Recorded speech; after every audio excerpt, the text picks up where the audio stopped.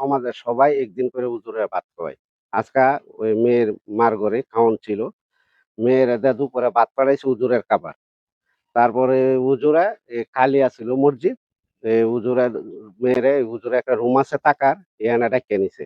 নেশাইরা মেয়েরা এ খারাপ মানে দর্শন করছে। চিৎকার মেয়ের চিৎকার শুইন্যা আমরা গিয়া দেখছি মেয়ের মুখে গামছা। হ্যাঁ?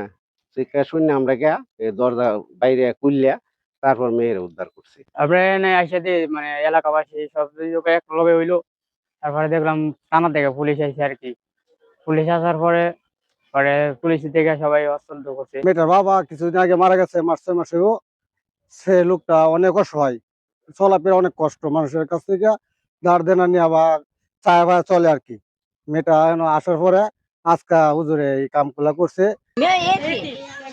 একদম এতিম, অসহায়, মাল সম্পদ কিচ্ছু নাই, বুঝুন, সাইরা গরিব মানুষ। এরপরে এতিম একটা বাচ্চা মানুষের সাহায্য তো করে, এমন একটা বাচ্চারা এমন একটা কাজ কি করতে পারে? সে কি মানুষ না জানোয়ার? আমাদের কাছে সংবাদ আসে যে একটা লোককে আটক করে রাখছে এবং সে নাকি ধর্ষণ করছে একটা মেয়েকে।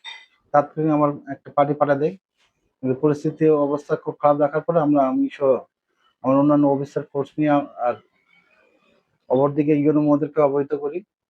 সেও পরবর্তীতে যায়, আমরা গিয়ে পরিস্থিতি নিয়ন্ত্রণ করে আমরা একজন লোককে আটক করে নিয়ে আসি। পরবর্তীতে ভিকটিম পক্ষ যারা আছেন তারা অভিযোগ দেবেন, দিয়ে আইনগত ব্যবস্থা নেওয়া হয়।